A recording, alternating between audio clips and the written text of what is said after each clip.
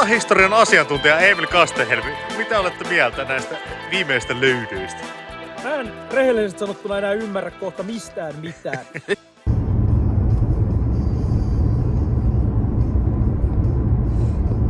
Tiedätkö miksi Aleksi kutsuu tätä osaa niin Lappia? No. Tää on Puskalappi. Niin, Puskalappi, joo, niin sä mainitsikin toi Vikke.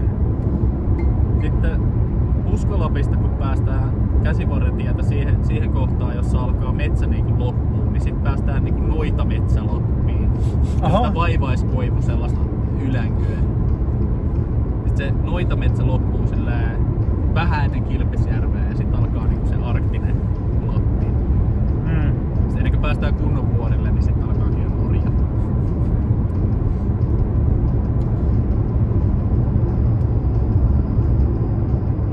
Tää rupeaa olemaan ihan kivan näköistä järveä. Joo.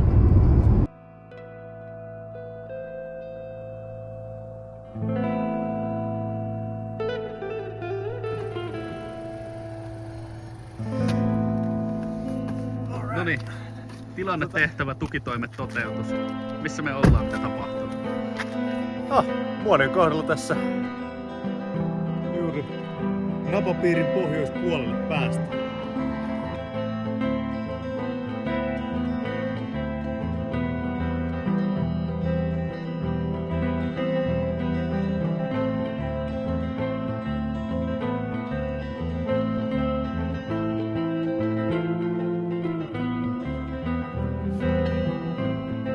Aina jossain.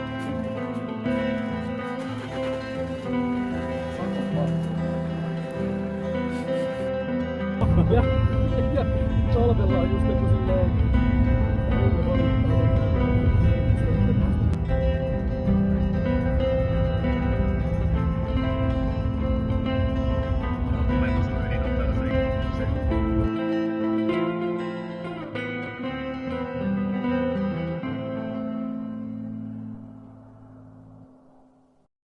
Noniin.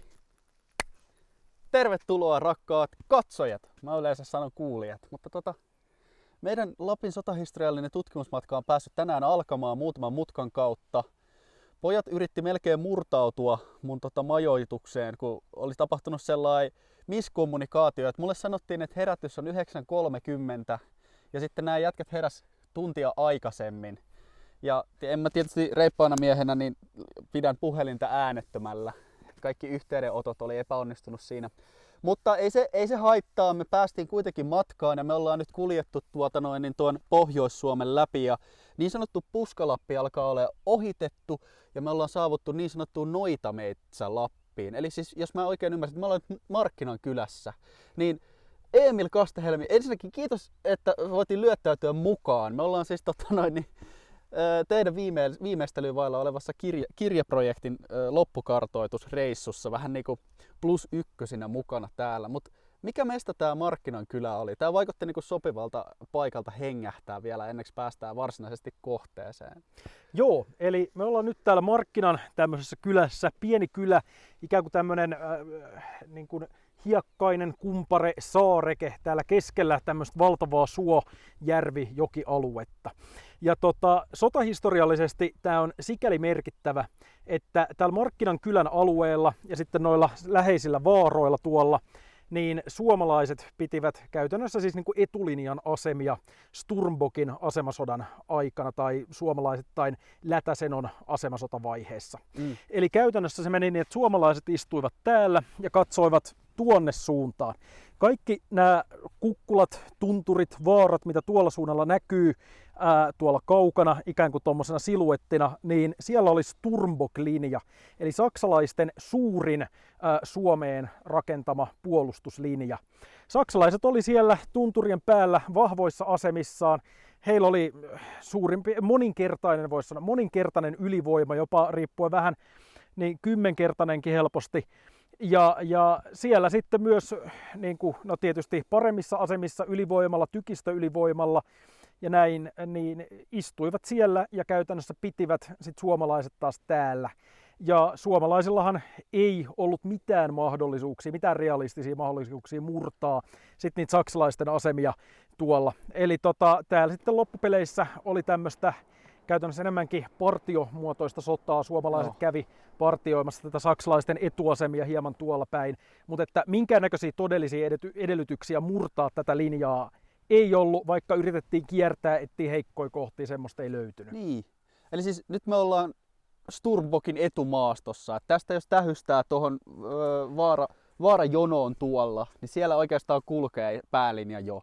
Kyllä, siellä on saksalaisten pääpuolustuslinja ja kuten sitten nähdään, niin suomalaiset on täällä. Siinä on aika tommonen laaja tämmönen niin sanottu ei kenenkään maa sit siinä välissä. Ja jokainen, joka tässä maastossa on, niin ymmärtää, miten menemätön paikka tämä on ja oikeastaan miten käsittämättömän hyvälle sotilasmaantieteelliselle paikalle saksalaiset oli tämän puolustuslinjansa rakentaneet. Kyllä. Mut hei, eiköhän köräytetä tuosta vielä muutama kilometri eteenpäin ja käydään ja pysähdytään siis Sturmbokilla vielä, niin päästään katsomaan sitäkin paljon puhuttua paikkaa.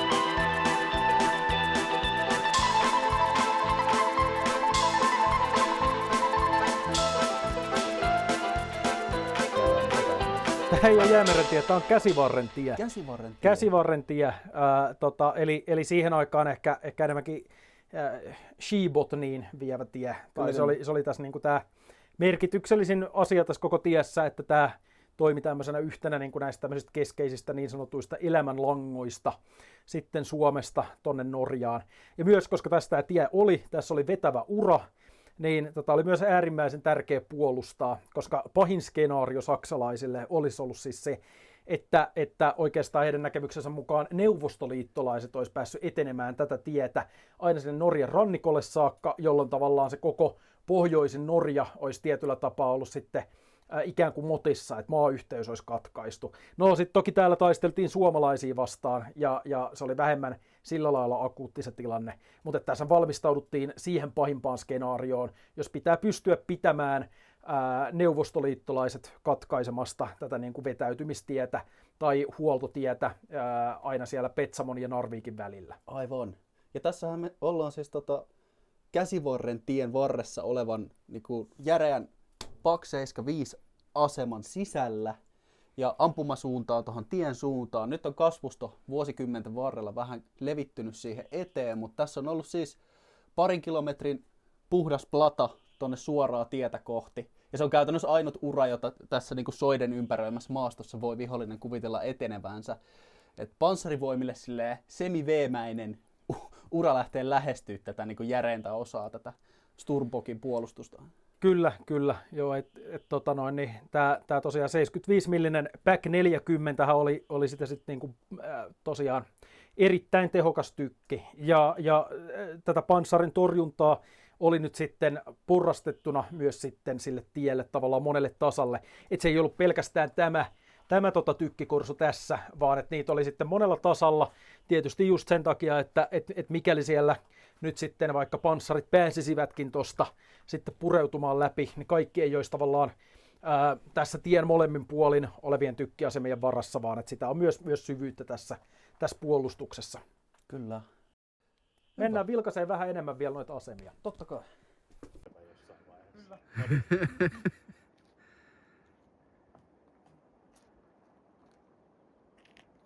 Tämä niin kuin itse kontson hakeminen on helvetin hauskaa, leikkaudusti. Lähdekö se Rokseella tänne? En mä olettanut, että tämä olisi kauhean pitkä reissu, mutta ilmeisesti tästä nyt tuli vähän tämmönen pidempi tiedustelumatka. Siis jäbä asuu Hollannissa Ja tää on eka kerta, kun sä oot Suomessa Sturmbokilla ja sä ajattelit, että me käydään vaan piipahtaa pihassa. Tosiaan ollaan tuolta tieltä tähän kavuttu hetken matkaa ja mä huomasin äsken, että sulla on kyllä niin toi varustuspuoli pikkasen. Mä otin sen tossa nää mun maiharit, mutta niistä ei ole vielä nauhoja solmittu. Sitten kun päästään sinne Norjan puolelle, niin ehkä mä teen sen. Joo, ehkä mäkin otan sitten paremmat kengät käyttöön. Emil meni jo tonne, niin eiköhän lähetä perään. Mä oon ajanut tästä 2-3 kertaa ohi jo erinäisillä sotahistoriallisilla retkillä, mutta tää on nyt niin kuin ensimmäinen kerta, kun käyskentelen Sturmbokilla. Missä me oikeastaan tarkkaan ottaa ollaan? Me ajettiin siitä markkinasta tosiaan tänne hetkiä. Joo, eli me ollaan nyt tässä vähän niin kuin Järämän tämän restauroidun museoalueen, eli linjan tavallaan tämän eteläpäädyn, niin siinä ikään kuin hieman tässä ylempänä. Eli tuolla tässä Kallioisella vaaralla siinä niin risteilee saksalaisten juoksuhautoja, korsuja, ampuma-asemia ja muuta. Ja oikeastaan sit tästä on tosi hyvä hahmottaa myös sitä, että miten hyvin täältä näkyikään sitten tonne alueelle. Eli tää on aika, varsinkin kun mietitään siis talvella, niin täältähän näiltä vaaroilta vähän eri asemista, eri suunnista on aika hyvä tähystää. Kyllä. Tuolla varsinkaan tien suunnassa ei käytännössä voi mitään isompaa niin kuin liikettä tehdä. Ensin pitää päästä siinä etuaseman, eli Mustavaara etuasemien läpi. Ja sitten täällä kyllä kaukaa nähdään, jos meinaa tänne asti kolahtaa. Ei tässä nyt niin kuin olisi suomalaiset oikeastaan voinut tehdä mitään. Ja sit vaikka ne nyt olisi jollain uskomattomalla manööverillä saanut vaikka ilmapommitettua täältä panssarintorjuntatykkejä hajalle, niin ei sillä olisi ollut tavallaan mitään väliä, koska ei ollut mitään joukkoja myös tehdä edes mitään tavallaan tämmöisiä niin kuin etenemisen edellytyksiä. Eli siis kyllä tämä olisi ollut aika mikä tahansa hyökkäys niillä voimilla olisi tätä asemaa vastaan ollut aika tuhoon tuomittu idea. Ja suomalaisethan ei saanut edes tosiaan sitä etuasemaa sieltä Mustavaarasta vallattua, puhumattakaan tästä päätaisteluasemasta. Kyllä.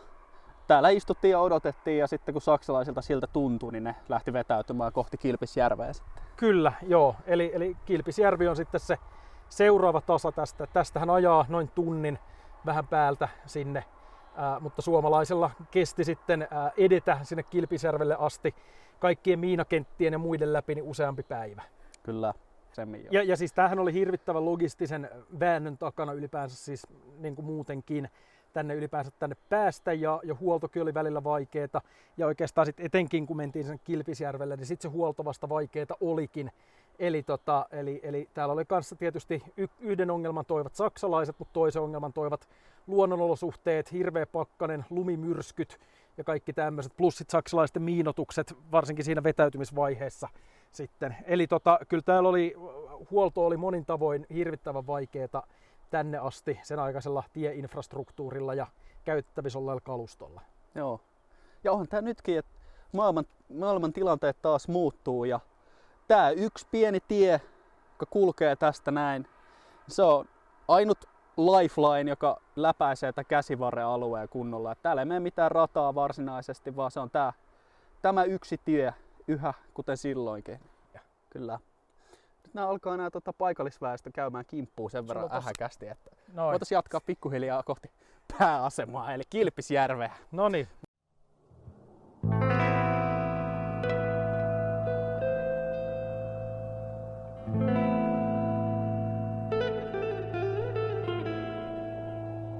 Jop.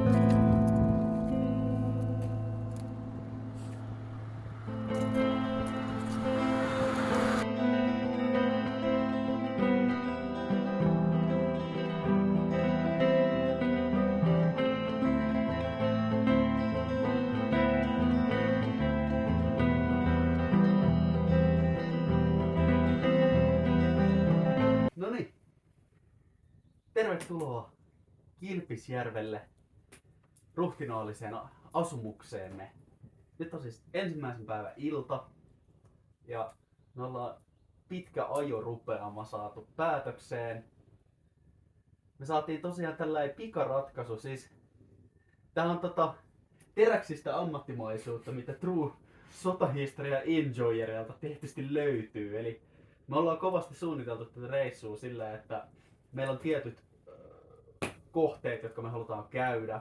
Meillä on ystäviä tässä matkassa. Aleksi ja Eemil lähti mukaan, tai oikeastaan sattuu olemaan tällä alueella tekemässä omaa kirjaprojektiaan samaan aikaan. Ja sovittiin niiden kanssa, että pyöritään ainakin tässä alkuun samassa porukassa. Ja sitten me otettiin tietysti jätettiin käppiä niin kuin asiaan kuuluu, että ei ole silleen ihan tuntiaikataulu, mutta me unohdettiin silleen kriittinen asia ehkä jossain mielessä, että me ei buukattu mitään majoituksia, joten tää kota oli hyvin onnenkantamoinen tähän alkuun, pakko sanoa. Mutta täällä ollaan. Täällä on talven jämät vielä roikkuu. Täällä on sumuinen kolea sää. Oulusta lähtiessä oli kesä. Siis Turbokin kohdilla oli kevät ja täällä tosiaan vielä viimeiset lumenrippeet maassa ja järven jää odottaa sulamistaan. Mut mitä sä nyt sanoisit? Jätkä on tullut Hollannista viimeiset 72 tuntia tätä pistettä kohti ja nyt meillä on niinku ensimmäisen kerran leiri pystyssä ja otetaan sellaista pakkaa kasaan. Mitkä on mietteet? Tää on ollut melkoinen reissu, mutta mitä sitä ei ihminen tekisi sotahistorian takia. On ollut aika pitkät pari päivää tässä näin, niin kello rupeaa olemaan 1 aamuyöllä. Tietenkään täällähän se ei haittaa mitään, kun täällä tietenkin valo saa koko ajan, mutta nyt on varmaan hyvä hetki alkaa pikkuhiljaa siirtymään unten maille ja huomenna uutta kenttäpäivää. On luvattu hirmuinen sade koko päiväksi, niin tulee taas mielenkiintoista aineistoa varmasti. Kyllä. Ja me otetaan teidät rakkaat katsojat tähän tutkimusmatkaan mukaan ja yritetään jakaa kaikki hohdokkaat ja vähemmän hohdokkaat hetket. Mä uskon, että tästä tulee hyvä reissu. Nyt vaan unta palloa pysy pakka kasassa loppuun asti.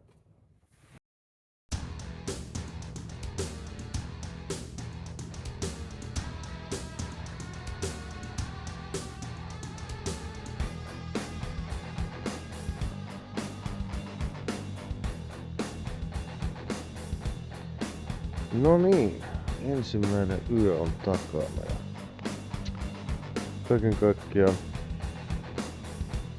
ei täällä nyt ainakaan liian lämmintä, mutta selvä.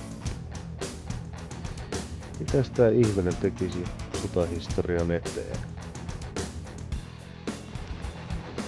Onnistuuko Ville?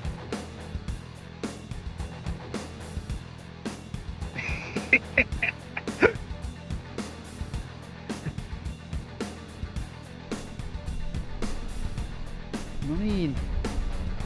Ollaan täällä Skirhasvagin alueella. Ja tässä kohdassa suurin piirtein niin tähän on ryhmitetty saksalaisen pataljoonan komentopaikka.